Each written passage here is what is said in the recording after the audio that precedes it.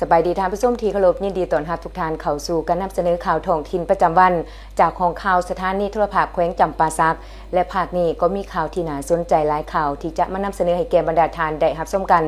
และมาเริ่มต้นกันที่ข่าวนายกรัฐมนตรีพร้อมคณะลงเยี่ยมยามและมอบเครื่องช่วยเหลือผู้ประสบภัยน้ำท่วมอยู่ตาแสงคันเกิงนครปากเซ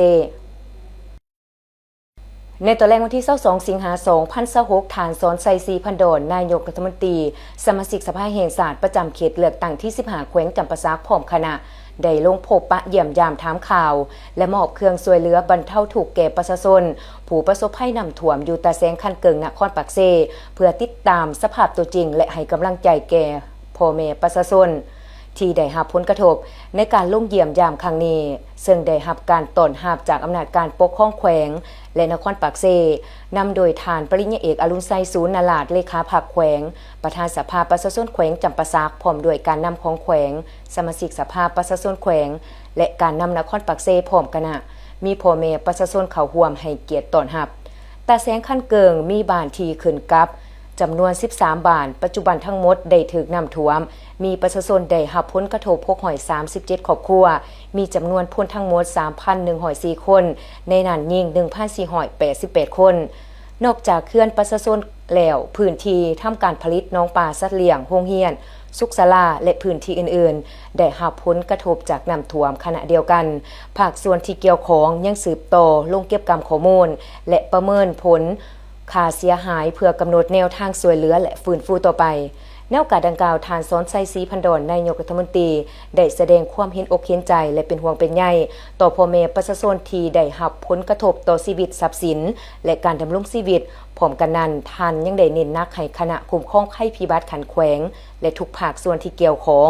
สืบต่อระดมกำลังและซุ้มใส่การช่วยเหลือผู้ประสบภัยอย่างหีบด่วนเคียงคู่กันนั้นต้องเพิ่มทวีการเฝ้าระวังและติดตามสภาพของพ่อแม่ประชาชนที่อยู่อาศัยเขตเสี่ยงอย่างใกล้ชิดหากเกิดสถานการณ์เสี่ยงต้องมีความพร้อมเข้าช่วยเหลือและยกย้ายประชาชนไปสู่บอนปลอดภัยอย่างทันการพร้อมนี้ประชาชนต้องเพิ่มความระมัดระวังโดยเฉพาะการเบิ่งแย่งลูกหลานติดตามข่าวสารพยากรณ์อากาศและระดับน้ำอย่างใกล้ชิดเพื่อสามารถกะเกียมและรับมือต่อสถานการณ์ที่เกิดขึ้นจากนั้นทุกภาคส่วนและหน่วยงานที่เกี่ยวข้องต้องเร่งสร้างและปรับปรุงแผนป้องกันแผนรับมือและแผนฟื้นฟูภายหลังภัยพิบัติให้มีความพร้อมและละเอียดรอบด้านโดยกำหนดหน้าเวียกกำลังคนและงบประมาณให้ชัดเจน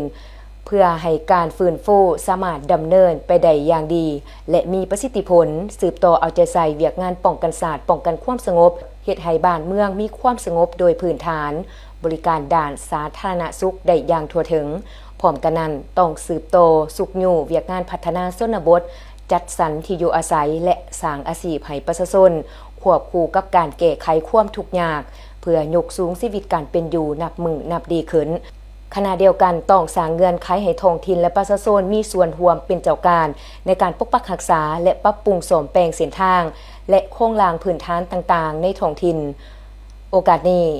การลงพบปะยื้อยามถามข่าวในครั้งนี้ท่านนายกได้มอบเครื่องช่วยเหลือเครื่องอุปโภคบริโภคจำนวนหนึ่งให้แก่พ่อแม่ประชาชนผู้ที่ได้รับผลกระทบจากภัยพิบัติน้ำท่วมเติมอีกเพื่อเป็นการแบ่งเบาความลำบากในขั้นเบื้องต้น